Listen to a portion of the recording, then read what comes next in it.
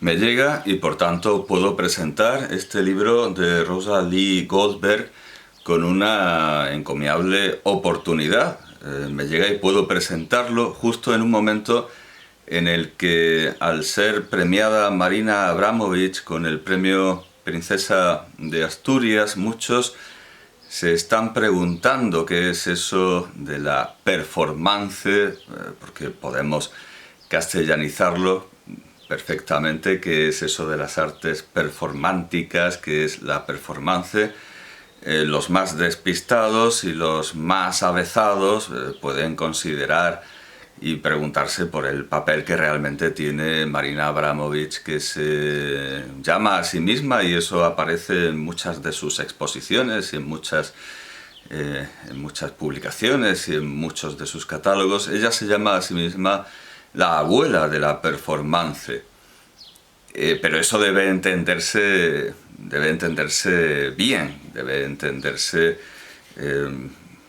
como solo una buena investigación nos permite, porque la abuela, es decir, que lleve mucho tiempo haciendo performances, no quiere decir ni mucho menos, por supuesto, la madre de la performance, aunque en este libro de Rosa Lee Goldberg, que es el más recomendable para estudiar este mundo, en el que ahora me voy a extender un poco, aunque en este libro sea la primera, pero es la primera por orden alfabético, es la primera en el índice alfabético final. Efectivamente aparece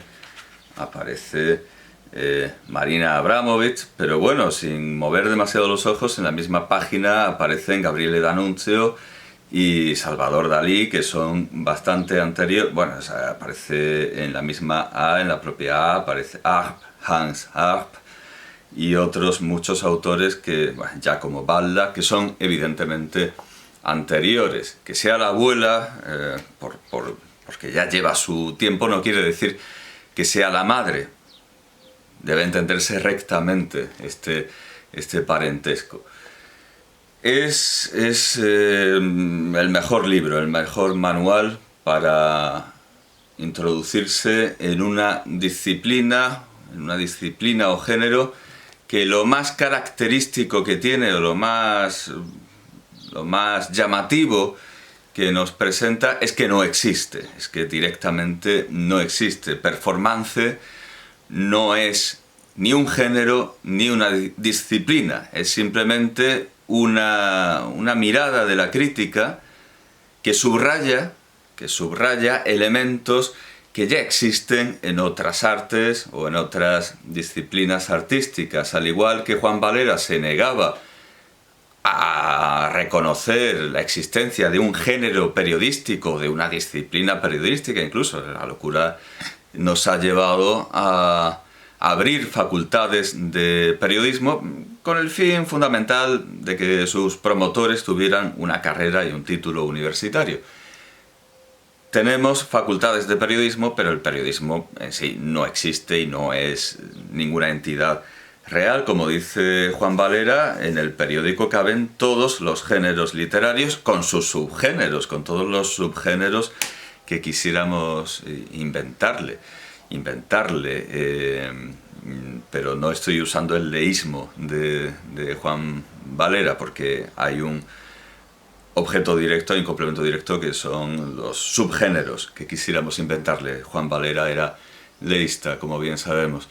La performance no es nada distinto del cine, distinto de la literatura, distinto de la pintura, ya que se halla en todas estas artes, y se halla, por supuesto, mucho antes de los años 70, en los que Rosa Lee Goldberg dice, al empezar su libro, que la performance empezó a ser aceptada como un medio de expresión artística por sí misma. Pero no define Rosa Lee Goldberg qué es la performance, porque realmente, ya digo, es simplemente un carácter más o menos pronunciado en actividades artísticas que ya existían con su nombre y su esencia. Empieza, para ser Para ser precisos, empieza con, quiero decir, no yendo a los primeros autores, sino a dónde ve realmente el núcleo, aunque sea en páginas siguientes, aunque ya está en la primera. Empieza con Alfred Jarry. Para Rosalie Goldberg, lo que podemos llamar arte performativo, arte performántico, performance, empieza con Alfred Jarry, que es con quien comienza la vanguardia. Sin Jarry, Picasso podría haber hecho muy poco. Vamos, Picasso es un creador de la vanguardia, pero es el segundo creador de la vanguardia, con Jarry, con su gran amistad y su muy admirado Jarry. De Jarry, con posterioridad, pues podemos considerar que vienen los futuristas y sus seguidores rusos, los... no nos perdamos, en el índice se ve de manera esquemática cuál es este proceso histórico. Empieza con el futurismo. El segundo capítulo tiene que ser forzosamente el futurismo ruso, los discípulos, los seguidores rusos de los futuristas, y el constructivismo, el dadaísmo, los dadaístas, el surrealismo, la Bauhaus, que es donde se ve de manera más pronunciada que esto de la performance no es más que un aspecto determinado de la danza, del teatro, de la arquitectura, etc. El arte viviente entre 1933 y los años 70, el arte de ideas y la generación de los medios entre 1968 y 1986, y luego ya vienen la bibliografía y los índices. ¿Por qué? Porque este libro es de 1979, pero esto es una versión corregida y añadida de 1988, por eso se para en 1986 y aún así es una versión extendida y añadida. Pero aún cifrando el nacimiento de la performance en Alfred Jarry, en el prólogo no deja Rosalie Goldberg de ver precedentes, de ver precursores, indicando más o menos lo que he dicho, que esto ha existido siempre, y lo lleva al Renacimiento, esos tiempos en los que Leonardo intentaba ser de todo y naturalmente no lo cita, pero al hablar del Renacimiento y de esta integración de las artes en un espectáculo, evidentemente nos llevaría a hablar del arte total de Wagner. El arte total de Wagner, que sin embargo se considera teatro musical, simplemente teatro musical, aunque contiene todas las artes, como ahora también las contiene el cine, y de hecho muchas de las performances que aquí se presentan son performances cinematográficas. Está, por ejemplo, Entreacto de René Clair.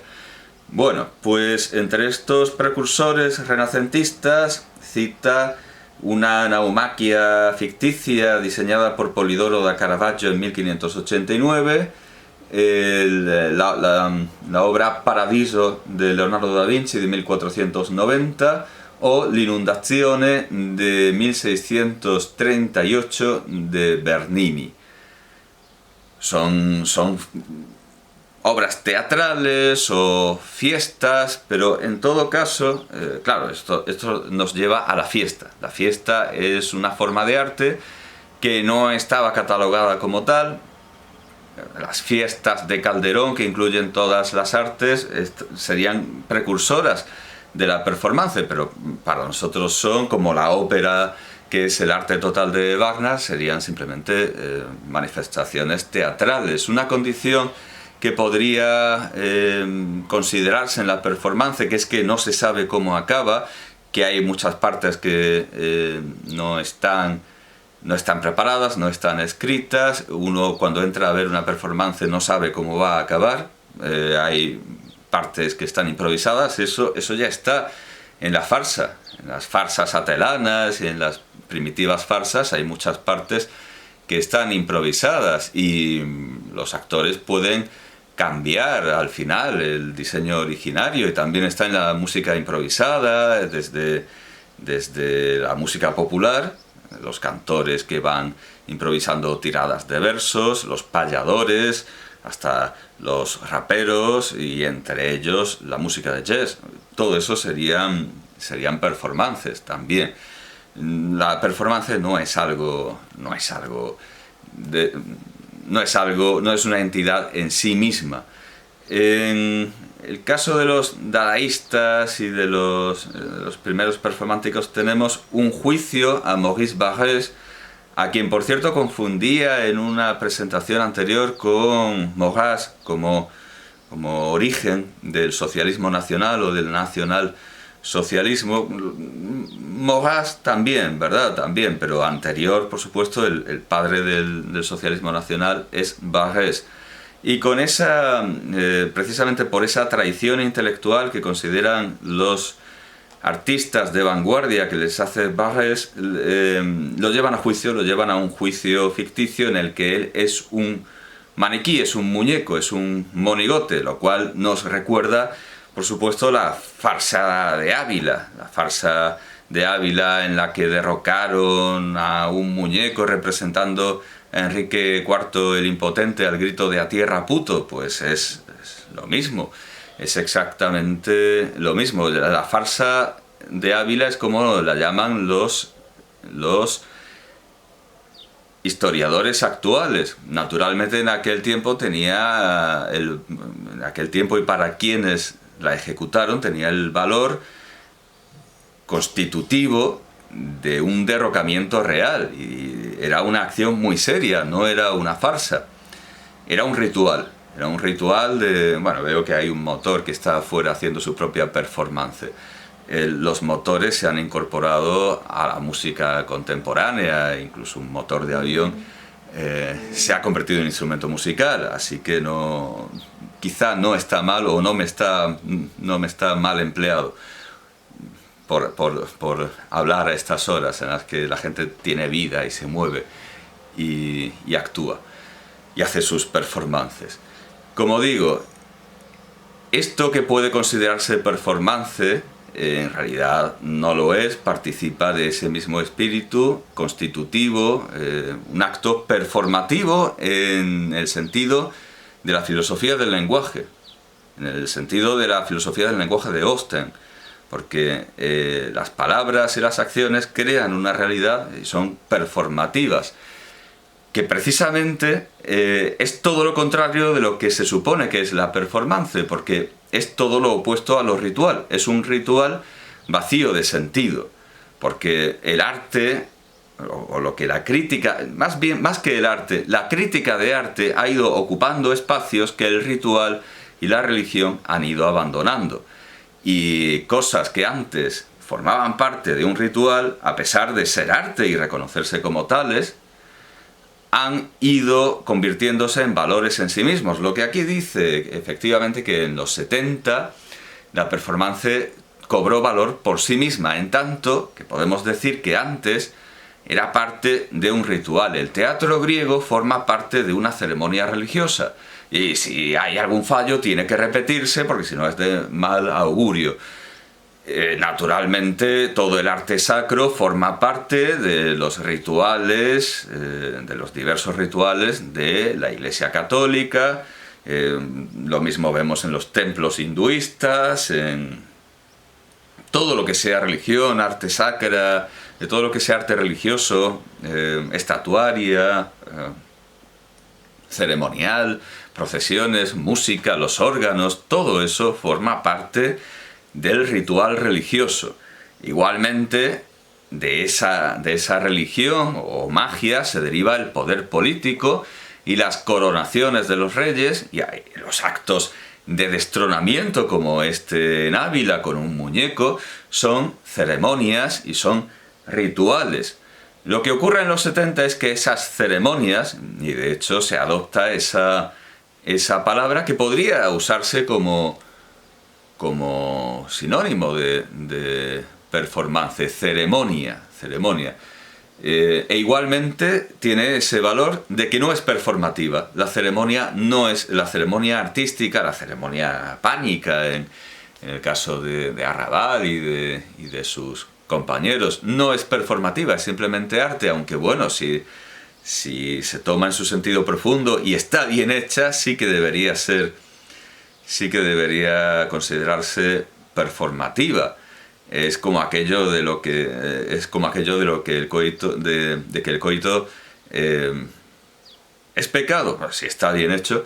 Hay una pregunta parecida en La vaquilla de García Berlanga a propósito de si la paella, si comer paella en determinada circunstancia es pecado o no, con una respuesta opuesta a esta que acabo de dar de inspiración buñueliana o buñuelesca, porque él se quejaba mucho de que, bueno, de la posibilidad resuelta por la Suma Teológica de Santo Tomás de Aquino. Santo Tomás de Aquino dice que el coito es pecado venial, incluso dentro del matrimonio, y Buñuel graba mucho porque eso sin ser pecado pues sería como un huevo sin sal para él.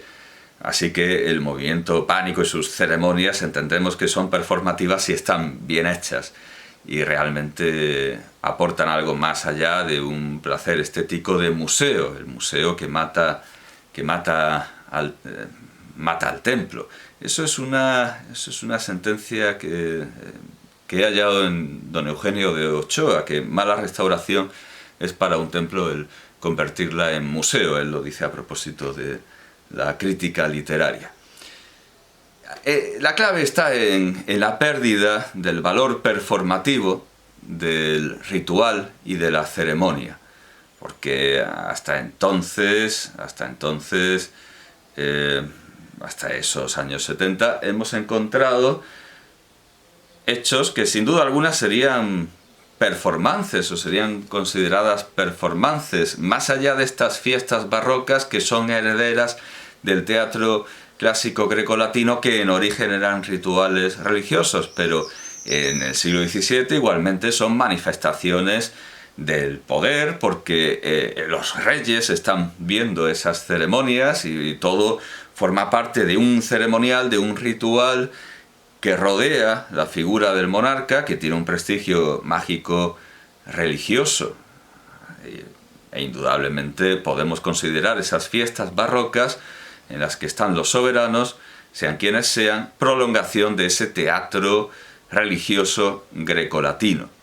Lo mismo digo y lo mismo vale para las ceremonias del poder y para las ceremonias de una atribución que tiene el poder, que tiene el soberano, que es hacer justicia. Y este juicio contra Maurice Barrès es plenamente una emanación de una de esas atribuciones del poder real, que a su vez dimana del poder sacro, del poder religioso.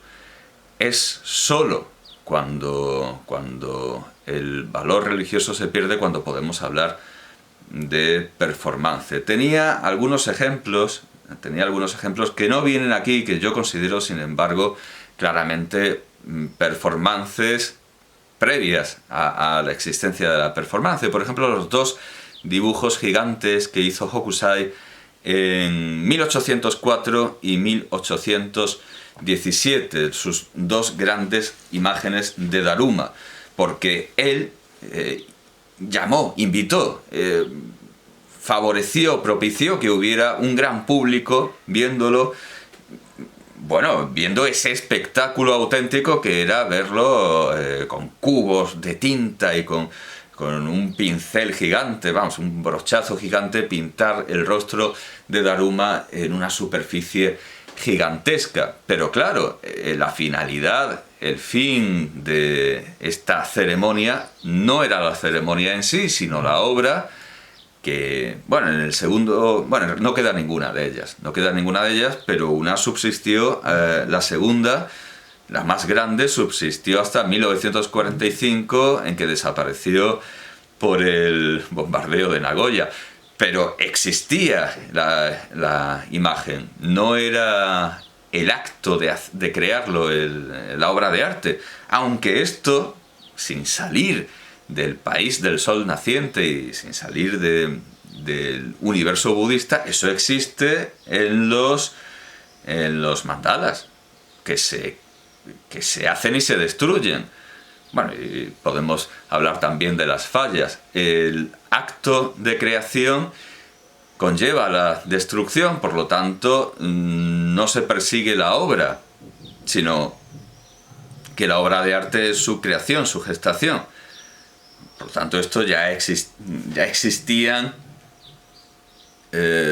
asentadas. Hablo de los mandalas, hablo de las obras de arte efímeras. Ya existían obras de arte entendidas como proceso y no como resultado.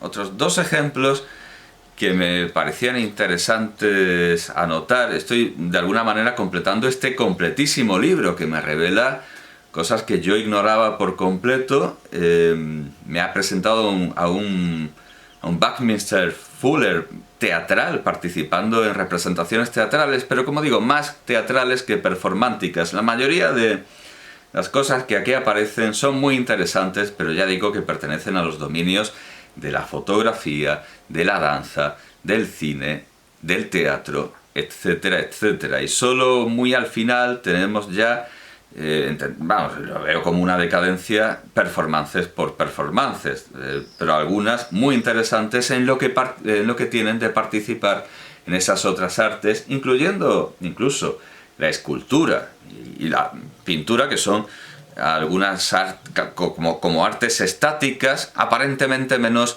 propensas a una ceremonia del tipo que se supone que es la performance. Pero bueno, ya hemos visto ese noble precedente que es el de Hokusai. Quería anotar como añadido, porque ahora entendemos la performance como una cosa rara que nos hace alguien y que es una continuación de la máxima de la obligación de epatar al burgués, y todos tenemos que estar callados viendo una cosa rarísima. De hecho, hay fotografías del público, no solo hay fotografías de las performances, sino también hay fotografías del público que son una performance en sí misma, en sí mismas estas fotografías, y son un auténtico poema, las caras del público. No encuentro ahora esas. Sí, aquí está. Aquí tenemos una fotografía del público viendo cómo dos artistas o actores o bailarines se revuelcan entre ellos con carne cruda y sanguinolenta. Aquí tenemos al... No. El público lo que está viendo es a modelos desnudas revolcarse sobre una tela con pintura mientras toca una orquesta. Este público es el que está viendo eso. Este es el público. Es un poema en sí. No está viendo lo de la fotografía de al lado, que es gente revolcándose con carne cruda y sanguinolenta. Aquí tenemos a Buckminster Fuller, como había dicho, en una representación teatral, más que una performance tal cual. Pero ya digo que el teatro siempre ha incluido la improvisación y no debemos considerar que sean artes diferentes. Bueno, como digo, que la performance pide un público, eso de entrada, y exige acatamiento ante cosas rarísimas. Pero dos importantes performances que no dudo en calificar de performances, sin duda alguna coinciden con lo que se tiene por una performance, tuvieron lugar en 1910. Aquí la primera que aparece es... la primera que aparece citada es de 1909. Es el manifiesto de Marinetti. En realidad, como primera aparición cronológica de algo que se parece a una... Sí, son las obras de Marinetti en 1909, basadas en la imitación de Jarry, basadas en la imitación de Alfred Jarry. En 1909 podemos decir que comienza la performance para este libro, con todos esos precedentes que reconoce de los renacentistas, y no lo dice, pero bueno, pues evidentemente la obra de arte total wagneriana también está en esta línea. Bueno, pues en 1910 tenemos el cuadro Y el sol se adormece sobre el Adriático, que fue pintado por un burro. Es indudablemente una performance, secreta, luego pública, porque claro, ellos tomaron una fotografía. Fue una idea de Roland d'Orgelès, que hizo pintar a un burro con la cola este cuadro, que él tituló Y el sol se adormece sobre el Adriático, y hay una fotografía en la que aparecen los artífices enmascarados, aparecen disfrazados, como este juicio a Maurice Barrès. Es claramente una performance, pero en diferido, porque no tiene público, es secreto, porque se intentaba engañar al salón y a los críticos y a los compradores y a los marchantes de arte para que alabaran y compraran una obra pintada por un burro. En realidad, yo creo que d'Orgelès pintó casi todo y el burro simplemente dio ahí, hizo la vernissage y dio unos coletazos y ya está. Es decir, buena parte se debe a la mano humana y a la voluntad humana. Pero bueno, la idea era que la fotografía demostraba que el burro había pintado el cuadro con la cola y se ven detrás de él unos personajes con un antifaz, no con una máscara, sino con un antifaz, que están evidentemente envueltos en una performance, pero es en diferido, porque no es hasta que el cuadro ha sido alabado y comprado cuando la fotografía se revela. Por lo tanto, es una performance en diferido, claramente, como también lo es en diferido, porque necesitó de su aparición en prensa la que en el mismo año, 1910, llevaron a cabo lo que podemos considerar el grupo de Bloomsbury, encabezado por Virginia Woolf. Fue en 1910, sí, al fingirse una embajada, una legación abisinia de visita en el Reino Unido, y bueno, pues fueron recibidos en un buque de guerra de Su Majestad y aparecieron en la prensa. Se descubrió todo el engaño y fue sin duda alguna una performance que habitualmente tienen el fin de reírse del público de una manera velada, pero en estos dos casos fueron burlas, fueron engaños no dirigidos hacia el público, sino a los estamentos del poder. Por cierto, que esta embajada iba diciendo bunga, bunga, bunga, bunga, y de ahí, bueno, se hizo popular. O sea, iban con la cara pintada de negro. Es una performance terriblemente problemática, sin duda alguna. Iban con la cara pintada de negro, y lo cual es también bastante más problemático, bastante más racista. Iban diciendo bunga, bunga, y eran aceptados por las autoridades. Lo veían como normal, que ante cualquier cosa que se les mostrara, ellos respondían con aprobación. Bunga, bunga, bunga, bunga.